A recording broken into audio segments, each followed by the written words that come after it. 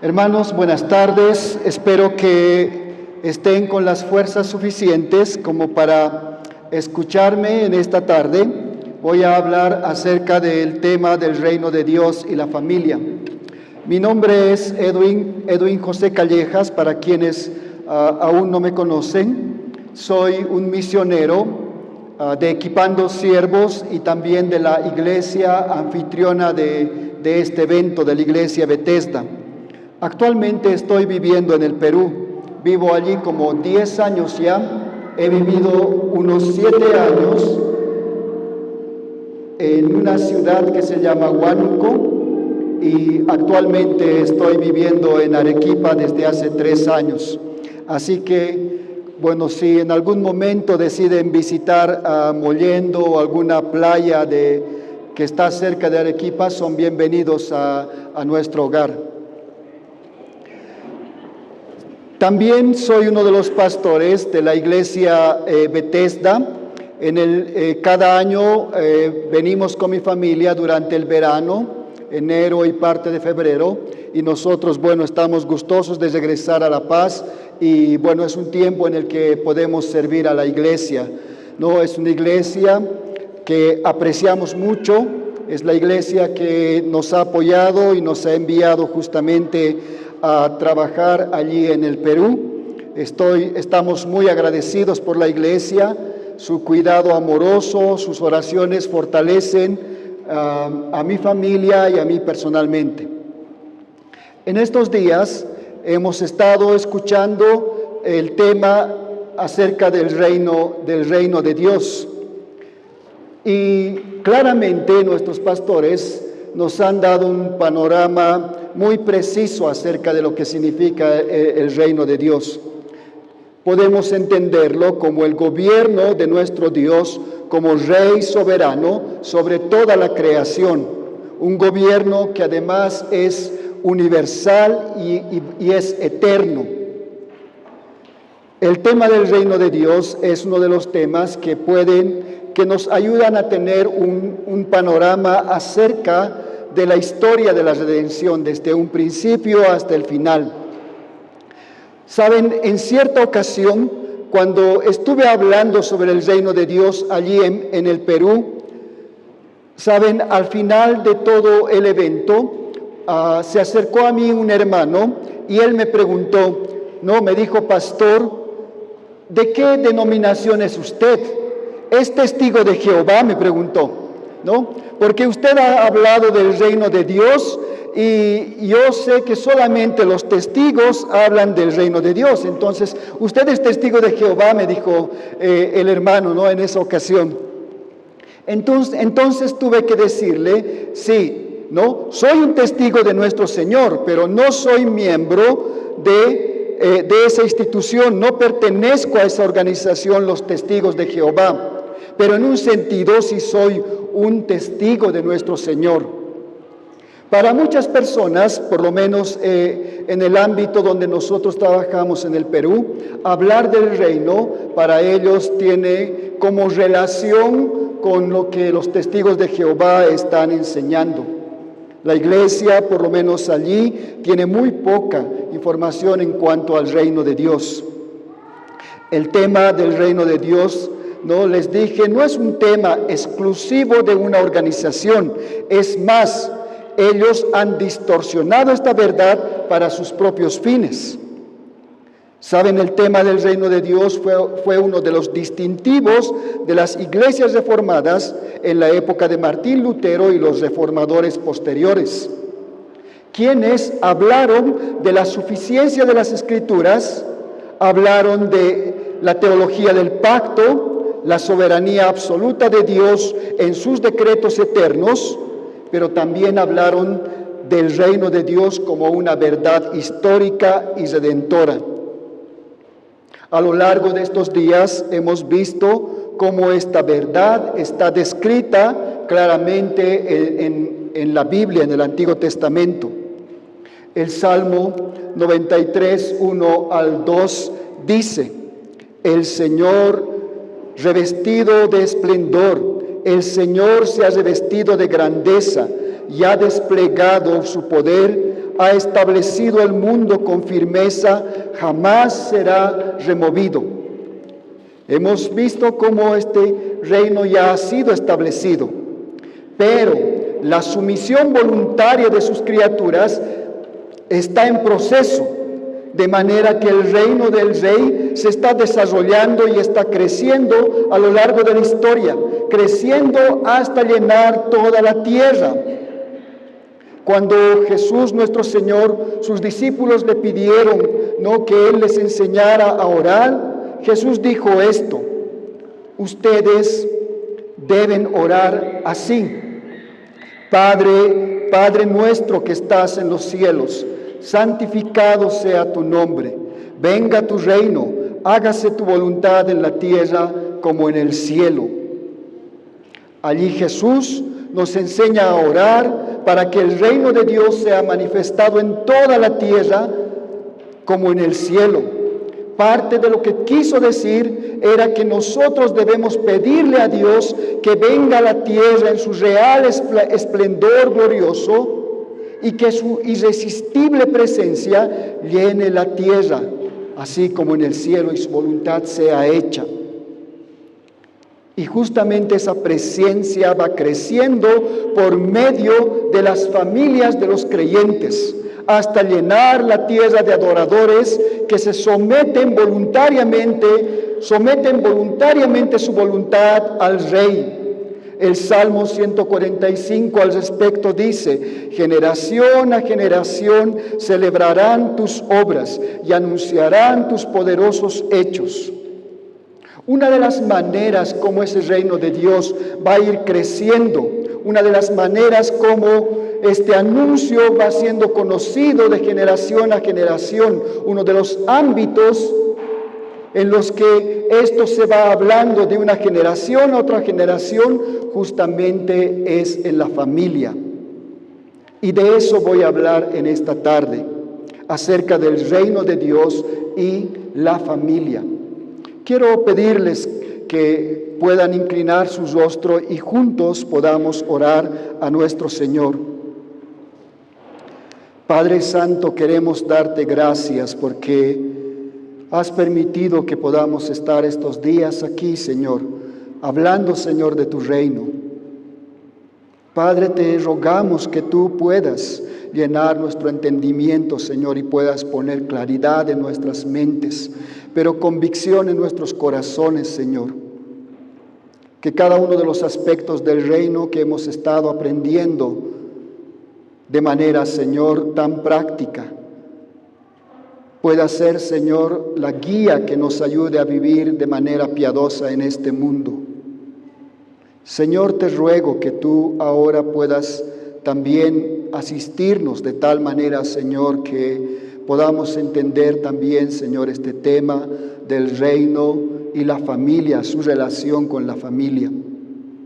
Queremos rogarte, Señor, que tú puedas poner convicción en cada uno de los padres en este lugar, Señor, para que de generación a generación podamos contar, Señor, de tus obras, podamos hablar de tus misericordias, podamos hablar, Señor, de la manera como tú has establecido tu reino, lo estás haciendo, Señor, y un día plenamente, Señor, va a ser consumado, Señor, ante nuestros ojos, y podremos vivir, Señor, en este lugar junto a ti. Entre tanto, Señor, te rogamos que tú puedas ayudarnos, Señor. Vivimos en un mundo difícil, con muchas complicaciones que nos traen muchas aflicciones. Un mundo, Señor, que probablemente seduce a más de una persona que busca hacer su propio reino en este mundo. Señor, ayúdanos a tener nuestros ojos puestos en Jesús, el autor y consumador de nuestra fe. En el nombre de Jesús, Padre, hemos orado. Amén. Quiero iniciar esta enseñanza leyendo lo que dice Génesis capítulo 34, versículo 30. En este pasaje en particular, ¿no?, podemos nosotros apreciar, nos puede ayudar a reflexionar sobre el papel que los padres están cumpliendo o no en el establecimiento del reino de nuestro Señor. Génesis 34:30 dice de esta manera: entonces Jacob les dijo a Simeón y Leví, ellos son sus hijos, me han provocado un problema muy serio. De ahora en adelante los cananeos y fereceos, habitantes de este lugar, me van a odiar. Si ellos se unen contra mí y me atacan, me matarán a mí y a toda mi familia, pues cuento con muy pocos hombres. ¿Saben? Esta declaración son las palabras de un padre desesperado, un padre que está gritando desesperado por la situación que están enfrentando en este momento. Las acciones pecaminosas de sus hijos los han puesto en peligro, a tal punto que, como dice Jacob, ellos podrían desaparecer, su familia de él podría desaparecer. Y con esta familia, la esperanza de la venida del Rey Redentor podría ser truncado de alguna manera. Así que las palabras de este hombre no encierran desesperación. Esta familia, en particular, la familia de Jacob, había llegado a este triste estado en el que ahora están ellos. Todo está funcionando mal. No funciona como debería ser. Son amenazados, están en una situación terrible. Saben, inclusive los paganos se daban cuenta que en esta familia las cosas no estaban funcionando de buena manera. La única alternativa para ellos era reformar lo que estaban haciendo. Si se fijan ustedes, si pueden leer versículos antes y ver el contexto de la historia, Jacob mismo, el padre de esta familia, quien lidera esta familia, estaba mal, estaba andando mal, en el sentido de que él no había sido llamado por el Señor para vivir como un peregrino. Su deber, en Caná, al llegar a Caná, su deber era ser forastero, morando en tiendas, viviendo como peregrino, proclamando que él esperaba una ciudad que tiene fundamentos, cuyo arquitecto y constructor es Dios. Él debería haber vivido como su abuelo Abraham, como su padre Isaac.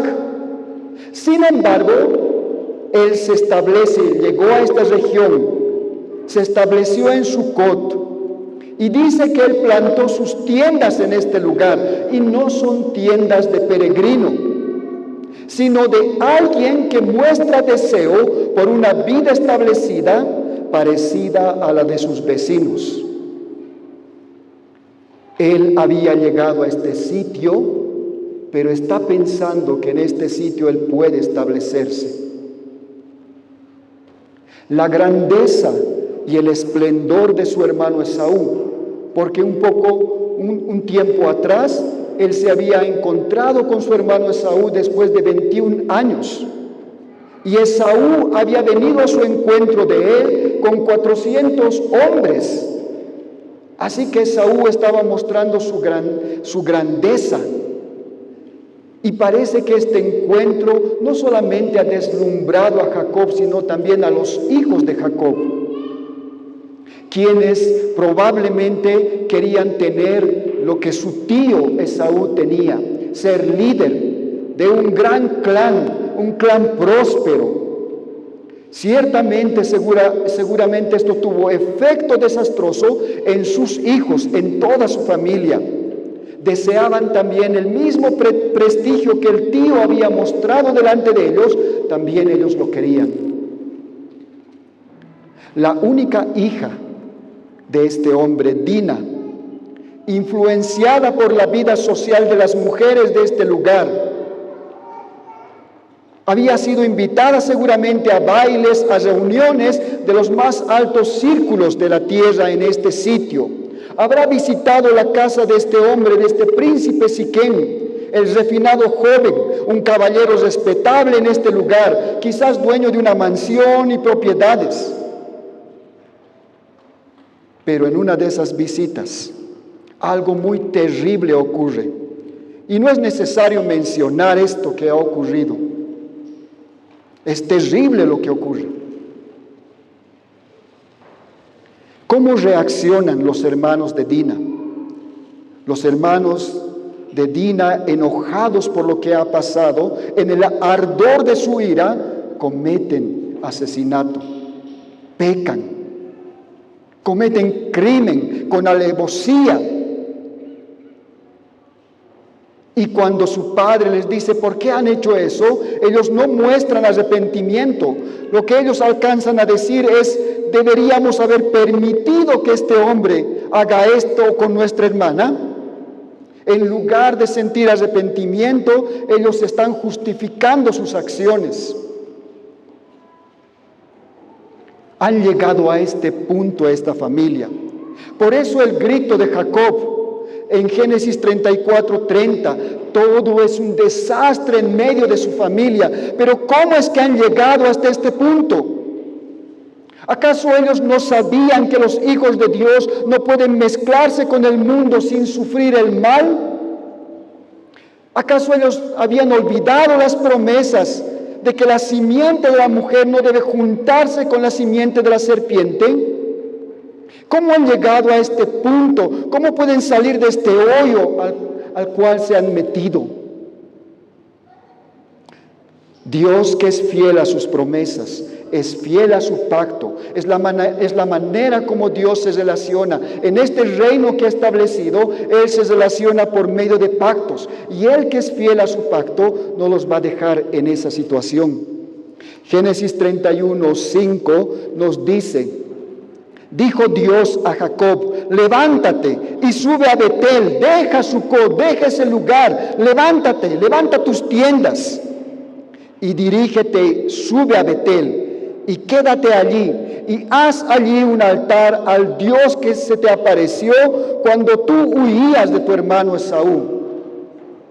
Vuelve atrás. Jacob reconoce que todo está mal. Él no está caminando con el Señor. Por tanto, regresar a las prácticas establecidas atrás, antes de vivir en Sucot, volver a Betel, era su única esperanza. ¿Cómo está tu familia? ¿Hasta dónde han llegado como familia? Probablemente como padres también nosotros necesitamos subir a Betel, volvernos a las sendas antiguas, a las promesas del pacto. Recordar que Dios ha creado instituciones. Hemos hablado de la iglesia, pero también la familia es una institución que Dios ha creado y es importante. ¿En qué punto está tu familia? O tú también necesitas mirar un poco a tu alrededor, evaluar tu propia casa. Y quizás necesitas también volver a mirar, volver a Betel. Esta familia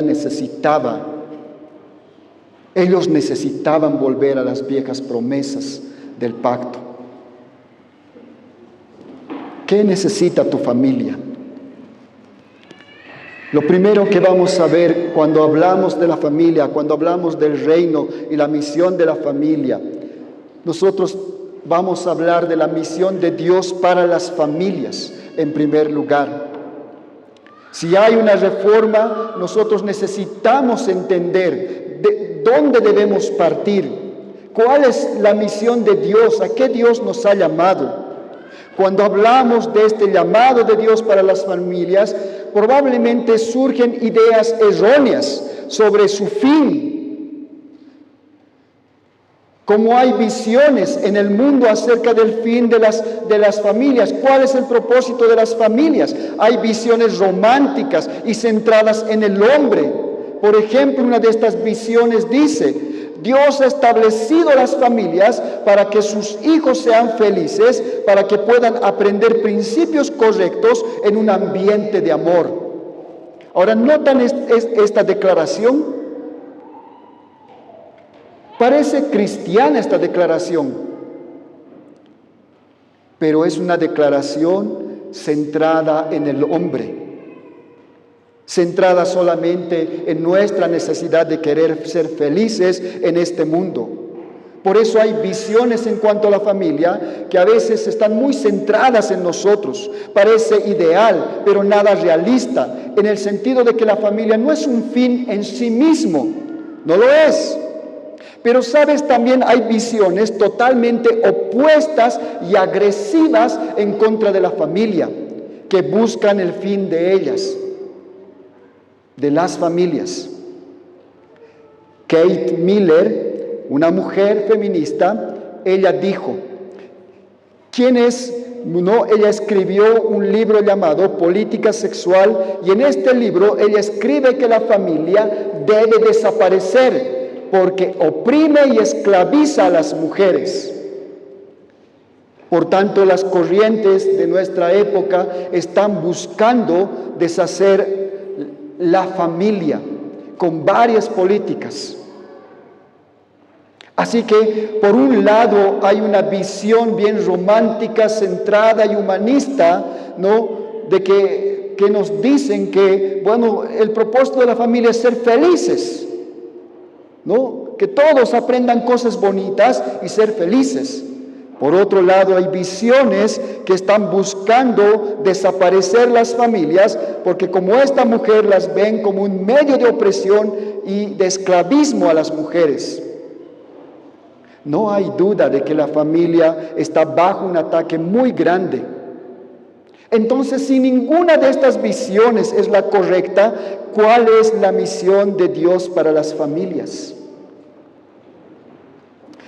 John Piper durante años nos ha ayudado y sigue ayudándonos a tener una perspectiva bíblica sobre el fin supremo del hombre.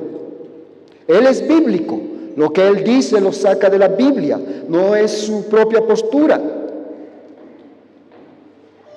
Y así como muchas confesiones mencionan, glorificar a Dios y deleitarnos en Él por siempre. Y al hablar justamente de esto, al hablar del matrimonio, John Piper dijo, el matrimonio es vivido para la gloria de Dios. Esta pequeña palabra "para" significa que hay un orden de prioridad, hay un orden de supremacía, y el orden es claro. Dios es supremo, no el matrimonio. Y nosotros diríamos, Dios es supremo, no la familia. Él es supremo. Por tanto, nosotros podríamos decir que la familia, la misión de la familia, ¿no?, entiendo que existe para magnificar la verdad, la dignidad, la belleza y la grandeza del Rey. Esto significa que tu familia existe para que la imagen de Dios en la mente de las personas sea cada vez más cerca a la realidad. Tu familia, tú, son portadores de esta imagen. El Salmo 145 nos dice, grande es Jehová y digno de suprema alabanza, y su grandeza es inescrutable. Así que todo lo que existe debe cumplir este propósito. Eso fue lo que clamó el Señor por medio de los profetas en el Antiguo Testamento. Isaías 43, 6 al 7 dice, no te detengas, trae de lejos mis hijos y mis hijas de los confines de la tierra, todos los llamados de mi nombre, para gloria mía los he creado, los formé y los hice. Así que la razón de la familia es glorificar a Dios. No es vivir una vida buena y centrada en nosotros y hacer que nuestros hijos aprendan cosas bonitas. La razón es principal La razón principal es glorificar a nuestro Dios. Con razón el apóstol Pablo en Romanos 11:36, un versículo que ustedes conocen, dice: porque de Él y por Él y para Él son todas las cosas. A Él sea la gloria por los siglos. Amén. Y si queremos que Jesús reciba toda la adoración y la gloria que merece, una de las maneras es por medio de las familias. Así que tu familia existe justamente para cumplir este propósito. Y al cumplir en este propósito, nosotros nos deleitamos. No es que somos apáticos, no es que vivir para la gloria de Dios significa que tú tienes que vivir triste. De ninguna manera. En esto hay deleite. El Salmo 96:3, a manera de un resumen, de un pequeño resumen acerca del propósito de las familias, dice: proclamad entre las naciones su gloria, en todos los pueblos sus maravillas. Así que Dios es glorificado a sí mismo, llenando la tierra con adoradores suyos. Y desde el principio Él ha declarado esta misión que debe ser cumplida de generación a generación. Hermanos, somos parte de algo muy grande. ¿Alguna vez has sentido cómo es ser parte de algo grande? Pues tú y yo, nuestras familias, somos parte de algo muy grande que se está estableciendo, que ha empezado como una pequeña semilla y está creciendo y está brotando. Así que tu familia y mi familia hemos sido llamados para que Dios sea glorificado entre las naciones y en todos los pueblos puedan conocer sus maravillas. Esa es la misión de tu familia. No es centrados en nosotros, es centrado en Dios. ¿Cómo vamos a cumplir esta misión? Esto nos lleva al segundo punto de esta enseñanza: el método de Dios para las familias. Un autor, Rob Rino, seguramente muchos de ustedes tienen el libro y lo han leído. Él, hablando de la iglesia y la familia en la Gran Comisión, él dijo: Dios creó la institución de la familia como el cimiento de toda la vida humana, en todos los lugares y en todos los tiempos. Él creó la familia para difundir su evangelio a los confines de la tierra. De manera que las familias son el centro de discipulado. Así que no es la familia, no, cuando hablamos de familia no estamos hablando de un llamado individual. Estamos hablando de un llamado que involucra al padre, a la madre y a los hijos. Y este lugar, la manera como Dios está haciendo crecer su reino y se está expandiendo a través de familias piadosas. ¿Cuántos de los que están en este salón son el resultado de un discipulado familiar? No necesitas levantar la mano, pero si contáramos, quizás nuestros dedos de las manos podrían alcanzar para contar. ¿Cuántos son el resultado de un discipulado familiar de padres a hijos? ¿Por qué estoy haciendo esta pregunta? Saben, en mi experiencia como uno de los pastores de la iglesia Bethesda, he visto que la iglesia ha crecido, pero de una manera diferente. Saben, la iglesia Bethesda ha crecido a partir de niños y adolescentes y jóvenes que predicaron el evangelio a sus padres. Así creció la iglesia. Pero no debería ser de esa manera. Ahora, no digo que no sigan haciéndolo, Conozco niños que están insistiendo a sus padres para que vengan a la iglesia. Los niños se están constituyendo en los discipuladores de sus padres. Está ocurriendo y es algo que no vamos a detener. Pero la manera como debería crecer la iglesia es por medio del discipulado familiar. Cuando mi hijo pequeño lo presentamos en la iglesia, ¿no? Era mi tercer hijo y lo presentamos en la iglesia. Recuerdo que ese día el pastor Gabriel, él dijo, bueno, aunque de esta manera, o por lo menos de esta manera, vamos a ir llenando la iglesia. Hablando de los niños, ¿no? De este niño que estaba siendo presentado, él decía, por lo menos de esta manera la iglesia va a crecer. Y él tenía razón, porque esa es la manera como debería crecer la iglesia. Aunque reconocemos que está ocurriendo al revés, yo mismo soy el primer creyente en mi familia y tuve que compartir el evangelio con mi madre y mis hermanos y mis sobrinos. Y está ocurriendo, todavía hay niños que se están constituyendo en los que quieren discipular a sus padres. Como les decía, parece que estamos haciendo las cosas al revés. Hijos discipulando a sus padres. ¿Saben? Yo espero que eso cambie en el sentido de que los padres tomen en serio el discipulado de sus hijos. Con esto no quiero decir que los hijos creyentes no dejen de compartir el evangelio con sus padres incrédulos. Háganlo.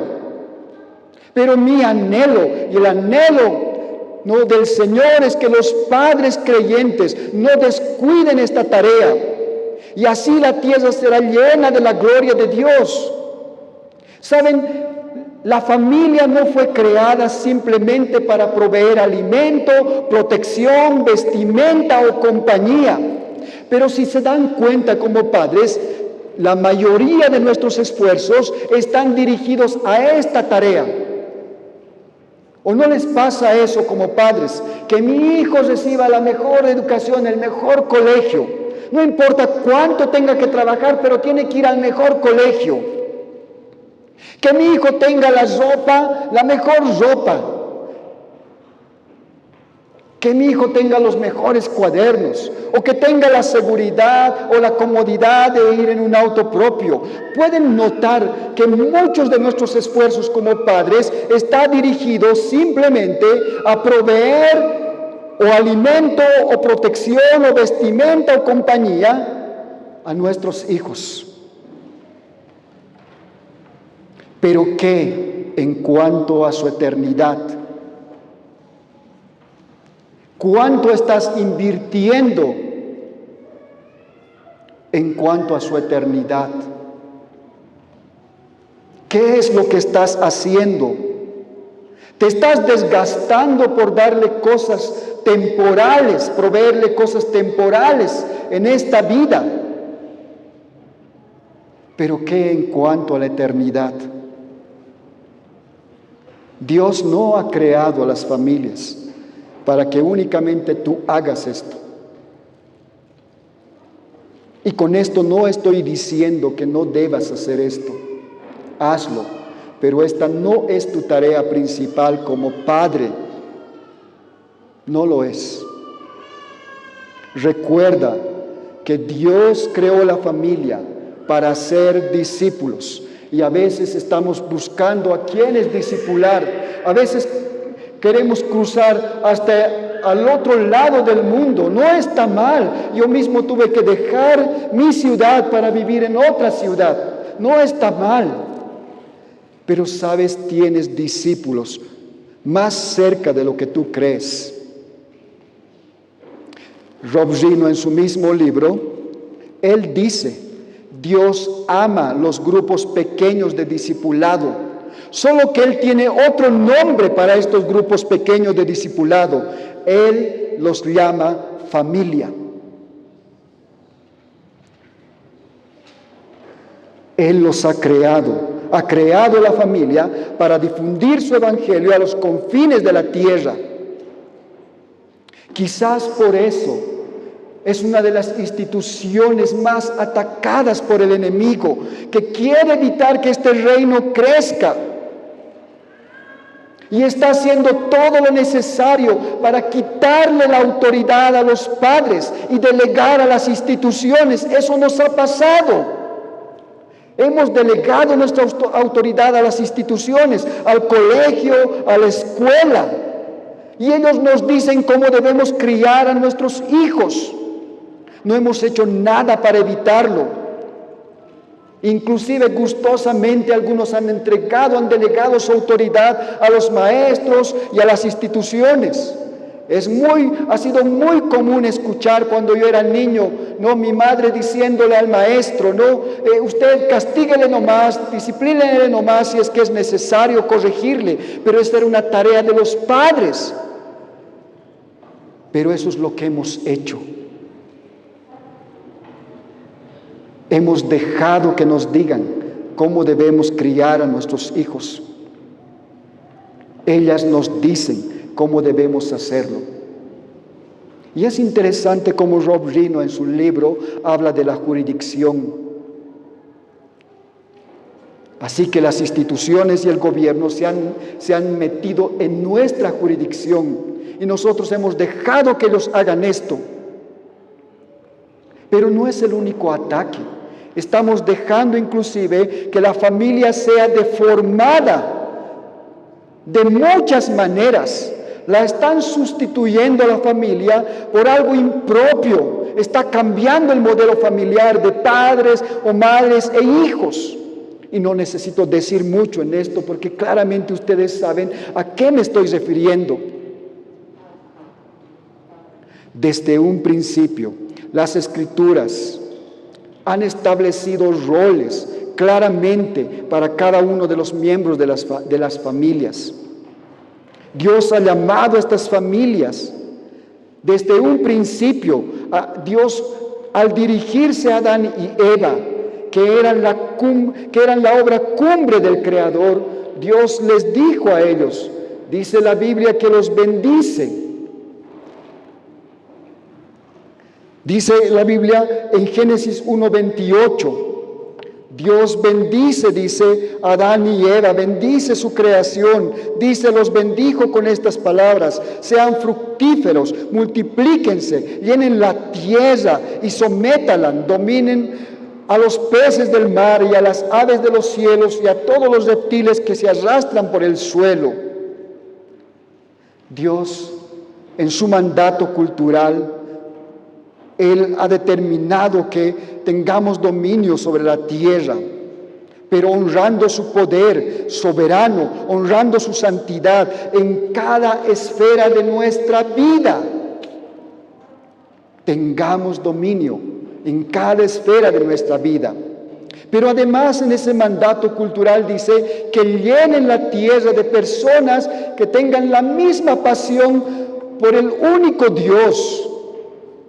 Fructificar y multiplicaos no son sinónimos. Tenían que haber otras personas con el mismo amor hacia el Señor, con la misma devoción hacia el Señor. No solamente en número, sino en cuanto a pasión. Multiplíquense, fructifíquense y multiplíquense y llenen la tierra. Ese era el llamado del Señor. Así que Dios creó el matrimonio y a su vez la familia como un motor principal para llenar la tierra con gente suya. Es parte del plan de Dios que la tierra sea llena, que cada generación sea más grande que la anterior generación. Inclusive el pecado no ha evitado este plan.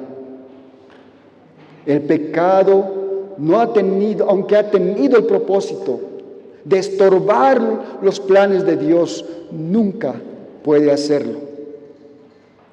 Este mandato cultural nosotros lo vemos repetido una vez más en Génesis 9, 1, 7. Tras la destrucción de todo el mundo por agua, por un diluvio. El Señor no cambió.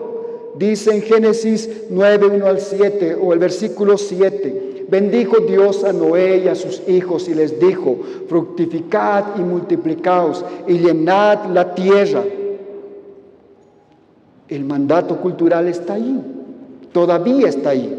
Todavía Noé y sus generaciones y las que van a venir, todavía ellos tienen que transmitir a la siguiente generación su pasión por Dios, su amor por Dios.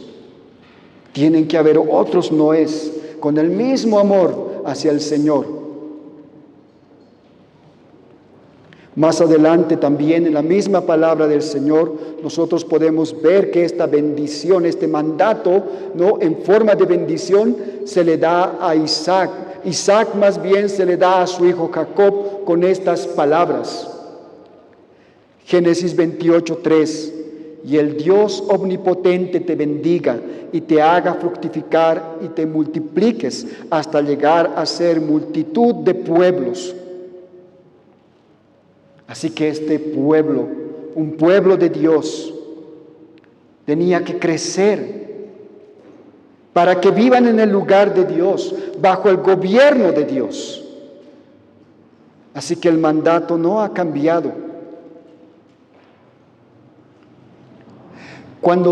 Hermanos, cuando nosotros pensamos acerca de los pactos que se encuentran en las Escrituras, tendemos a pensar que esos pactos no son individuales, o tendemos a pensar en el sentido de personas individuales. El pacto de Dios con Abraham, el pacto de Dios con Moisés. Pero saben, muchos de esos pactos, si no es todos,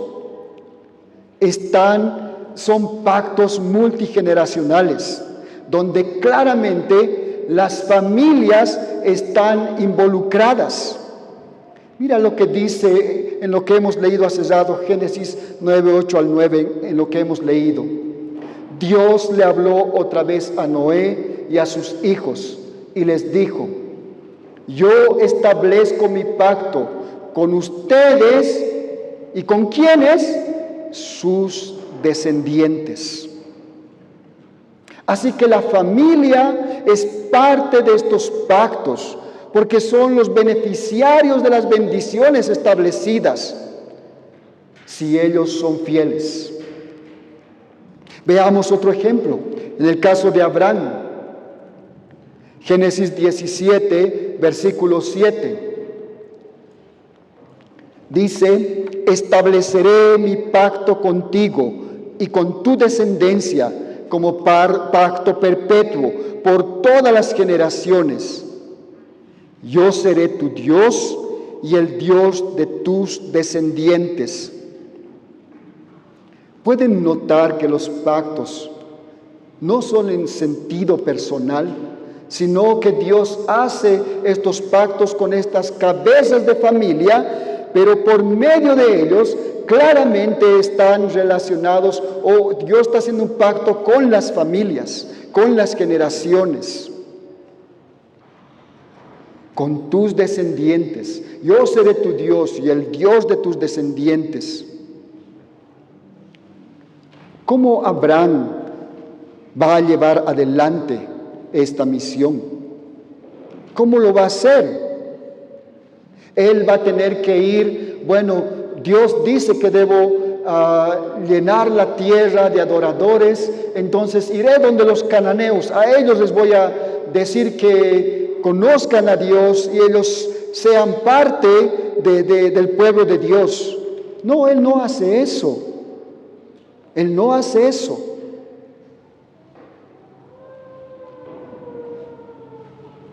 La manera como va a crecer esta familia, este pueblo, es por medio de los descendientes. Porque Dios le dice, ¿no?, que voy a hacer una gran familia con tus descendientes. Entonces, la forma como Él va a llevar adelante esta tarea es haciendo de su familia un centro de discipulado, Su responsabilidad era discipular a sus hijos y a su casa y guiarlos en justicia y en juicio. Esa fue su tarea principal. Dios le dio a Abraham, ¿no?, para que haga venir, dice, a Jehová sobre Abraham lo que ha hablado de él. Esta es la tarea, esta es la manera como Dios está estableciendo su reino. Aquí nosotros encontramos el propósito de ser padres, transmitir amor por Dios a los corazones de nuestros hijos. Y esto es elemental como padres. Y estoy seguro que no es la primera vez que tú estás escuchando esto. Hemos escuchado muchas veces acerca de que los padres deben guiar y discipular a sus hijos y que nuestros hogares deberían ser estos centros de discipulado. Y quiero preguntarles, ¿cuántos de ustedes están manteniendo con regularidad un tiempo de adoración o de discipulado familiar? Si esa es la manera como Dios ha establecido, es el método de Dios para que su pueblo crezca, ¿cuántos de ustedes están cumpliendo con esta tarea? Por lo menos de manera regular, una vez a la semana.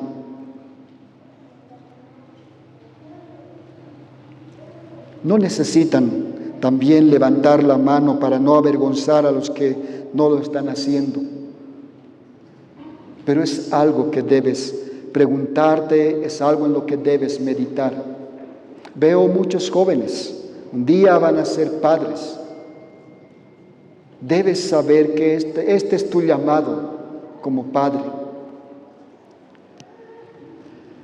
En Arequipa actualmente nosotros estamos asistiendo a una iglesia peruana, la IEP, una iglesia peruana, y saben lo curioso de esta iglesia es que la mayoría de los miembros son gente adulta de la tercera edad. La mayoría. Y fuimos justamente a esta iglesia, nos invitaron para que apoyemos esta iglesia, porque el pastor no es un hombre de la tercera edad y tiene constantes problemas de salud. Hace poco su esposa, yendo a comprar pan, se cayó y se rompió el tobillo. Porque son adultos. Pero como les digo, es curioso que la iglesia, ¿no?, la mayoría es gente adulta. Entonces ustedes deben entender que los motivos de oración en la iglesia donde estamos apoyando es motivos de salud, porque la mayoría está sufriendo y padeciendo en su salud. Pero también deben saber que no es una iglesia nueva. Por lo que escuchamos de ellos, por los motivos de oración que a veces ellos nos comparten, nosotros entendemos que ellos no son una primera generación de la iglesia, no lo son. Muchos de sus hijos, de estas personas adultas, muchos de sus hijos vinieron a la iglesia, estaban en la iglesia, eran parte de la escuela dominical. Su oración muchas veces es: pastor, por favor, ore por mi hijo. Él conoce al Señor, él ha recibido a Cristo aquí en la iglesia, ha estado en la escuela dominical, pero ahora se ha alejado. ¿Cuánto tiempo se ha alejado? Ya desde jovencito no viene a la iglesia, ¿no? De jovencito ha empezado a irse, poco a poco ya no viene, es casado, tiene hijos, pero él es creyente. Y a veces es una triste esperanza que tienen estos hermanos de pensar que su hijo es creyente, cuando en realidad lo que está mostrando es que aunque estaban con ellos, aunque estábamos con nosotros, como dice el apóstol Juan, no eran de nosotros, porque si hubieran sido de nosotros, hubieran permanecido. Y es triste ver esta realidad. ¿Dónde están estos niños de aquella escuela dominical? lejos de la iglesia. Y aunque esta generación no quiera admitir, esa generación ha fallado en transmitir la fe a sus hijos. Y su consuelo es que, se consuelan con el hecho de que sus hijos alguna vez escucharon la palabra y ellos, como ellos dicen, no vuelve vacía, entonces en algún momento van a tener que volver. Y piensan que son creyentes. Debes meditar en esto. Cuidado que ocurra algo como eso, como lo que dice Jeremías 6, versículo 10.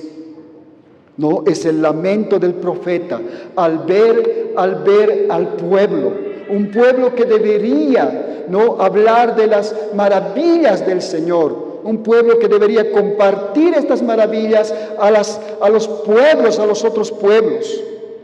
Pero el lamento del profeta dice: ¿a quién hablaré y advertiré para que oigan? He aquí sus oídos están cerrados y no pueden escuchar. He aquí la palabra del Señor les oprobio, no se deleitan en ella.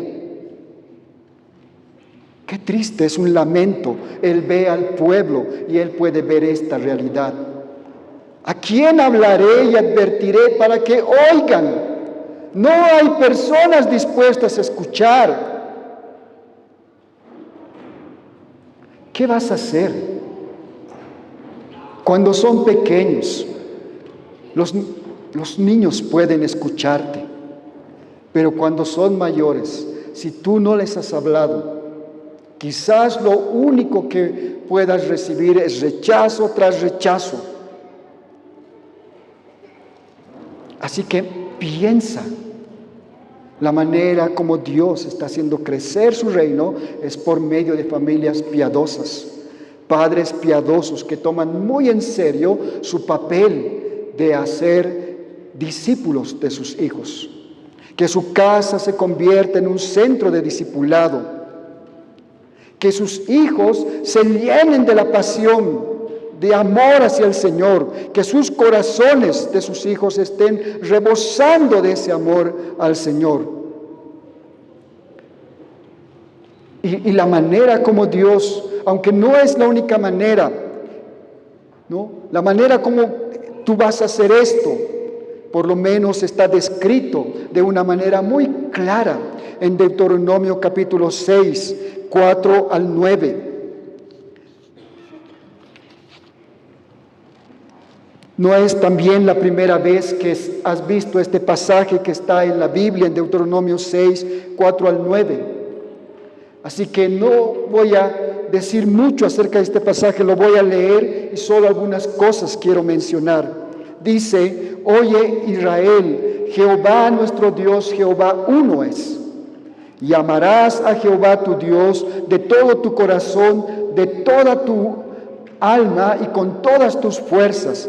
Y estas palabras que yo te mando hoy estarán sobre tu corazón y las repetirás a tus hijos y hablarás de ellas estando en tu casa y andando por el camino y al acostarte y cuando te levantes, y las atarás como una señal en tu mano y estarán como frontales entre tus ojos, y las escribirás en los postes de tu casa y en tus puertas. Dios está mencionando 3 momentos muy poderosos en el día donde tú puedes hacer esta tarea. ¿No? Sabemos que el propósito de esta tarea es que nuestra familia ame a Jehová de todo el corazón, dice, con toda su alma y con todas sus fuerzas, que todo nuestro ser ame a Dios. Conocemos un misionero en Huánuco, en el Perú. Él repetía un dicho, ¿no?, que es, creo que de Estados Unidos, pero en español el dicho dice: siempre hay tiempo para las cosas que amamos. Siempre hay tiempo para las cosas que amamos. Si amas el fútbol, vas a encontrar tiempo para jugar fútbol, ¿no? Si amas hacer compras, Aunque no tengas dinero, vas a encontrar la manera de hacerlo. Al recordar este dicho, nosotros nos preguntamos, ¿por qué no están todos los hermanos? ¿Por qué cuando les decimos, queremos hacer esto, o hermanos, vamos a hablar a esta comunidad? La respuesta común es, no tengo tiempo, tengo que trabajar, no me alcanza. Y saben, nuestra generación es una de las generaciones más cómodas, porque ni siquiera tenemos que lavar la ropa a mano, no tenemos que caminar una cuadra para encontrar un mingitorio. Preparar nuestros alimentos ahora es mucho más fácil, pero lo más paradójico es que es una generación que nunca tiene tiempo. Realmente no hay tiempo. ¿Dónde está en realidad el problema? Probablemente el problema está en nuestro corazón. No estamos amando lo suficiente al Señor. Cuando hablamos con padres acerca de su tiempo devocional o su tiempo de discipulado con sus hijos, dicen, es que no hay tiempo. No alcanza las horas del día. En realidad no están amando lo suficiente al Señor, porque si lo amaran, encontrarían el tiempo muy fácilmente. Amarás al Señor es el fin. ¿Cómo lo vamos a hacer? Dice, en tu casa y andando por el camino. O sea, esto tiene que ver con los momentos de transición. Está diciendo en todo momento es útil para hablarles acerca del Señor. No necesitamos sentarlos en un tiempo y decirles, bueno, vamos a tener el culto familiar, vengan, vamos a hablar del Señor, y todas las demás horas, quizás ni siquiera mencionamos al Señor en todo lo que hacemos. Pero no es así. Este momento tiene que ver en todos los momentos de transición, por eso en tu casa y andando por el camino. En todos los momentos de transición podemos hablarles del Señor.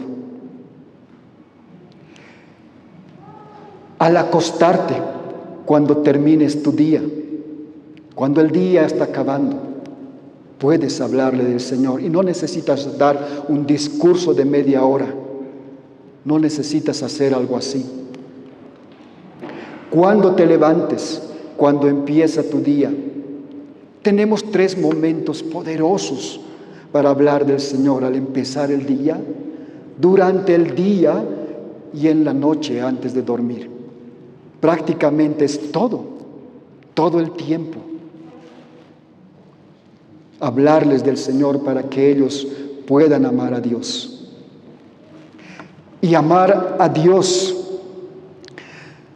no es una tarea de toda la vida, es un anhelo de cada creyente.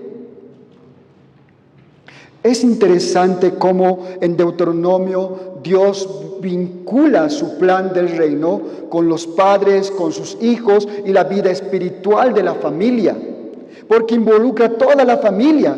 No solamente Deuteronomio 6 está hablando de esto que ellos deben hacer. Deuteronomio 7, Dios está vinculando su plan del reino con el matrimonio. Los israelitas estaban preparando para ingresar a la tierra prometida y Dios les dio instrucciones muy específicas respecto a cómo deberían relacionarse con los cananitas y con los otros habitantes de la tierra. Dios les dice en el capítulo 7, versículo 3, y no emparentarás con ellas, no darás tu hija a su hijo, ni tomarás a su hija para tu hijo. Ahora este mandamiento está reiterado en 2 Corintios 6:14, cuando Dios dice que sus hijos no deben entrar en un yugo desigual.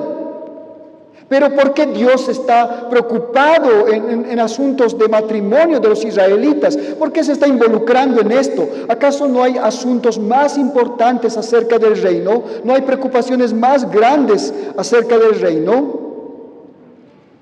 No. Es que realmente su vida familiar va a marcar sus acciones como nación. Realmente esto es grave. Las consecuencias, si los hijos de Dios se casan con personas que no son de la misma fe, las consecuencias son terribles. No puedes tomar esto a la ligera. Y esto Dios lo menciona en el versículo 4, en este mismo capítulo 7. La razón de por qué no puedes hacer esto, porque desviará a tu hijo de en pos de mí y servirán a dioses ajenos. Nuevamente nosotros podemos ver la pasión de Dios en el cuidado de la familia, la prioridad de Dios por una fidelidad multigeneracional. Él quiere que la tierra sea llena de hijos suyos y que las familias transmitan su fe a sus hijos y a la siguiente generación. Así que por eso Dios establece mandamientos muy claros para Israel. Y podemos verlo aquí en Deuteronomio, capítulo 6, capítulo 7. La relación marital está en el corazón de nuestro Dios y puede tener un impacto muy poderoso en la siguiente generación. La familia está en el corazón del Señor y Dios te llama a padres, llama a padres, a madres a cumplir esta tarea. Y creo que a eso se refiere Proverbios 22:6. Estoy convencido que a eso se refiere cuando dice: instruye al niño en su camino, y aun cuando fuere viejo no se apartará de él. Pero ¿cómo hemos tomado esto nosotros? ¿Cómo lo hemos tomado?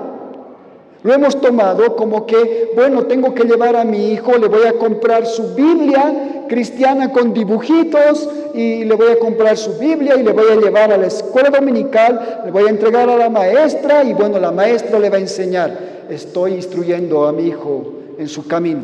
Y si alguna vez se aparta, yo creo en esta promesa: cuando fuere viejo no se va a apartar. Pero notas la palabra, dice instruye. Instruye es un proceso. Es una tarea, larga. No es una acción únicamente dominical, no es una acción donde tú delegas tu responsabilidad a una segunda persona, sino es una tarea, es un proceso que cumplimos los padres. ¿Cómo cumplimos ese proceso? Al acostarnos, al dormir, en el camino, cuando comemos. Eso es instruir al niño. Eso involucra instruir al niño. No simplemente llevarle allá. Debemos hacerlo, pero instruir involucra una tarea responsable y fiel de los padres. Así que este es tu llamado. Y quiero terminar finalmente solo mencionando el peligro de no cumplir este mandato. Voy a pasar esto un poco rápido porque el mandato cultural no es propio únicamente del Antiguo Testamento, sino que este mandato cultural es repetido en Mateo 28, 19 al 20. Es algo que se relaciona, no son dos cosas distintas. El mandato que Jesús les da a sus discípulos no es distinto al mandato cultural establecido por Dios en un principio cuando Él dijo: fructificaos y multiplicaos y llenen la tierra y sojuzguen. No es distinto a Mateo 28, 19 al 20, una cita que nosotros los creyentes consideramos la misión de la iglesia. Fructificar y multiplicar tiene que ver con hacer discípulos.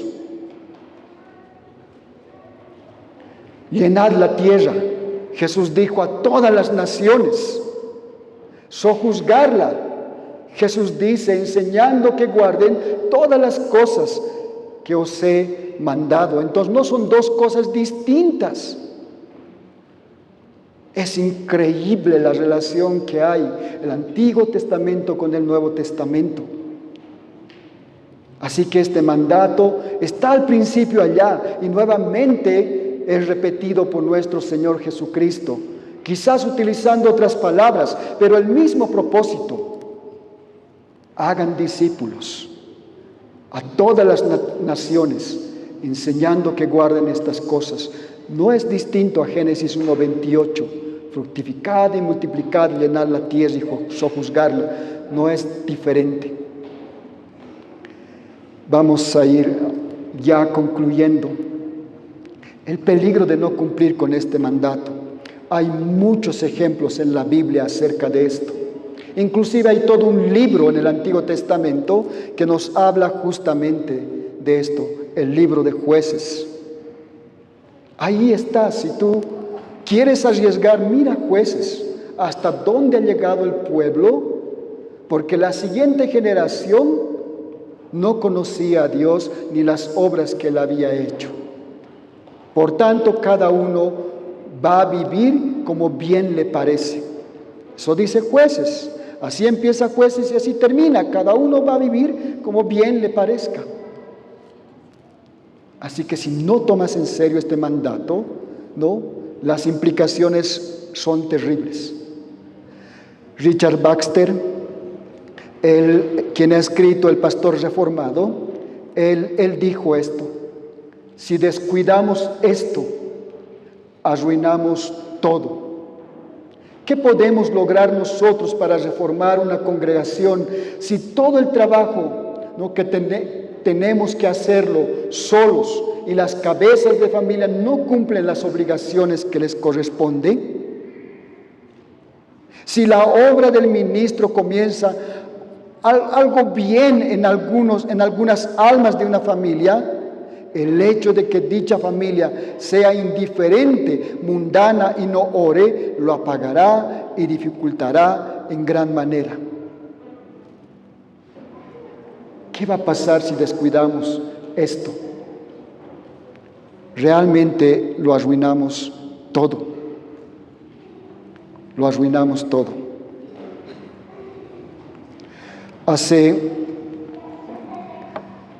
Hace tiempo atrás hubo un libro, hace años recuerdo que leí un libro en mi tiempo cuando estaba estudiando en la normal. No recuerdo el autor, creo que es Cuauhtémoc.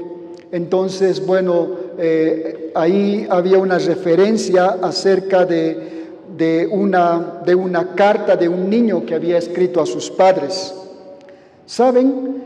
Esto provocaba, ¿no?, en quien leía esta carta, provocaba inclusive llanto y pasión. La carta de este niño decía de esta manera, ¿no? Decía: Dios mío, tú que me quieres mucho, quiero pedirte un gran favor. Hazme ser un televisor, así mis padres me cuidarán como lo cuidan a él. Mami me mimará todos los días como me mirará todos los días como mira su telenovela preferida. Papi me escuchará como al noticiero. Cuando alguien habla por la tele, toda la familia calla para escucharle. Quiero que cuando yo me enferme, papi y mami se preocupen por mí como cuando se rompe la tele. Quiero ser televisor para ser el mejor amigo de mis padres y su héroe favorito. Dios mío, déjame ser televisor, aunque sea un solo día. Bueno, esto conmovió, ¿no? Esto conmovió a muchas personas. Decían: pobre niño, ¿quién ha escrito esto? Esto es una realidad, esto es verdad. Los padres están enfocados en otras cosas. Qué pena por este niño, me da pena. Ojalá sus padres cambiaran y botaran ese televisor y se enfocaran en él. Les decía que causó tristeza, y más de uno al leer esto dice: no siente tristeza. Pero sabes, debe causarte mucha más tristeza. Si tus hijos pasan una eternidad siendo rebeldes, siendo los que tienen que ser doblados sus rodillas por la fuerza, porque todos un día doblaremos nuestras rodillas, debería causarte más tristeza y más dolor si tus hijos tienen que pasar esa eternidad sin conocer a Dios, siendo rebeldes y siendo los que van a tener que ser enviados lejos de ti por siempre y siempre. Tu tarea, como Richard Baxter dice, si descuidamos esto, hemos arruinado todo. Hemos sido un fracaso como padres si esto pasa, porque no solamente se trata de nuestros hijos, es la gloria del Señor. Quiero terminar leyendo el Salmo 78, 1 al 4, que dice: pueblo mío, atiende a mi enseñanza, presta oído a las palabras de mi boca.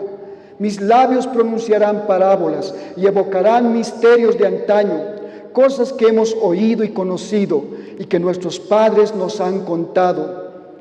No las esconderemos de sus descendientes. Hablaremos a la generación venidera del poder del Señor y de sus proezas y de las maravillas que Él ha realizado. Vamos a orar. Señor, queremos rogarte, Señor, que esta misma pasión, Señor, que vemos, Señor, en este salmo, sea, Señor, nuestra pasión. No dejes, Señor, que escondamos estas cosas a nuestra siguiente generación. No queremos que ellos sean contados como los rebeldes que tienen que ser totalmente eliminados por su rebeldía, Señor. Te rogamos que tú nos ayudes a tomar muy en serio, Señor, nuestro papel como padres. Tú amas a las familias, tú has diseñado la familia y lo has hecho, Señor, como un motor para la evangelización.